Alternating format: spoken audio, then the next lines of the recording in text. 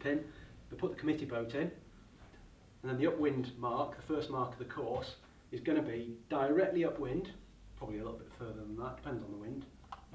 They might give you quite a nice little tight line, but we've got some nice boats, so give them the right kind of size. That, in theory, should be perpendicular to the wind and equidistant from each of the corners. That rarely happens. So if you think about, yeah, and actually a lot of the time you'll probably find that whoever's the race officer is sitting on here, and the reason that you're an hour late in terms of starting is because they're faffing around trying to go, oh, I'll just do this, I'll do that, I'll send somebody up here and I'll move it here and I'll move it there, and everybody gets a bit frustrated and says, well, actually, just let's go, just let's get on with it. So that should be the ideal situation. If you think about situations here that we have here, we've got, invariably, that mark is fixed, that mark is fixed, and the race officer is doing something with this bit because we're using the buoys that are fixed out on the water already. So it might be that the wind isn't quite coming down the page, down the board. It might be slightly angled, and therefore, you know, the race officer is trying to get this perpendicular to the wind. And then, so thinking about that, trouble here is half the time we actually can't see this mark, so we can't work that out. So that bit actually isn't too relevant. It's really important that the line is straight.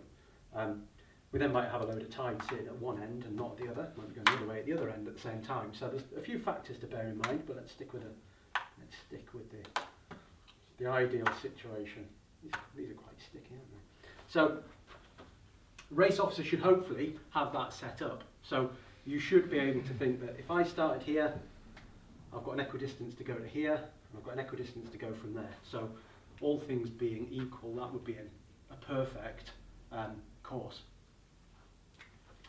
So you've got a start line that goes through here, and obviously you don't want to be over that too early, otherwise you'll end up being on course side and you've got to come back. So it's about using this space and getting there. So those three bits, the three things that I said about being at the line on time, having some speed, and being in clean air are the three things that you want to think about. So obviously there's rules and all sorts of bits and pieces. I think the line should be, so as if a boat coming from either end should cross in the middle, should hit each other in the middle.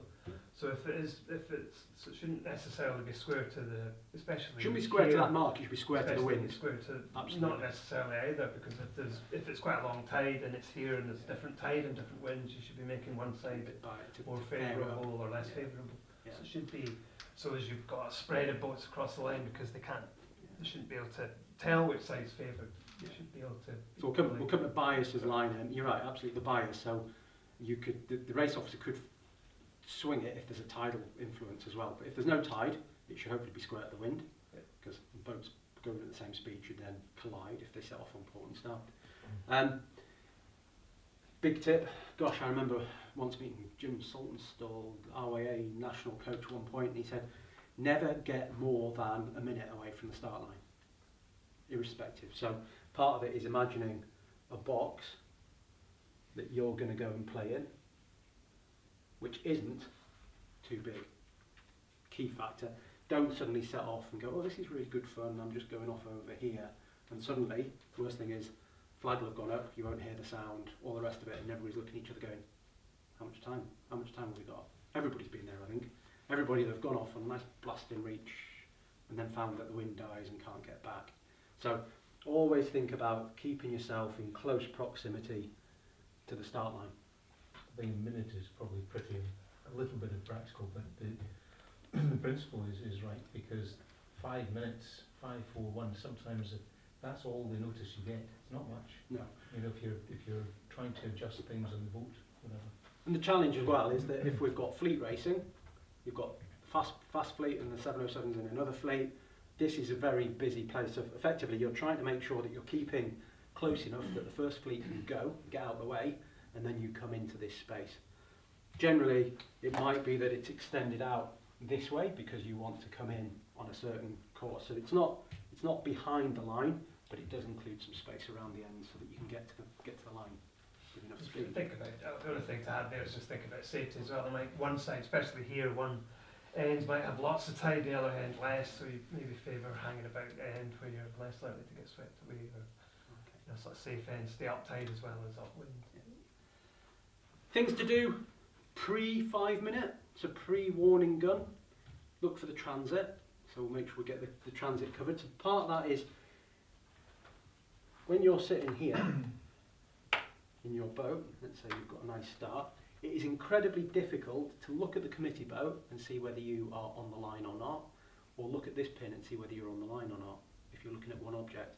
Invariably, boats will end up sitting quite a long way back and not getting up to the line, or as Ben Ainsley did in the last America's Cup series, he kept squeezing it over the top, frustratingly. He kept doing that. Anybody watched the stuff, the footage of that? So part of that is looking beforehand, before the 5 minutes, when the race officer has set the committee boat and this line is set, is to go and just sail literally. Oh, let's move that a little bit.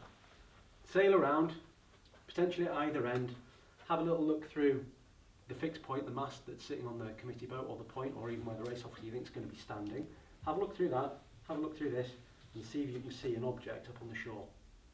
So it'll be a tree on the top of the hill, or, well, there's lots of nice bridge structures sitting around, so it might be one of those. It might be that you actually need to go around and have a look the other way as well.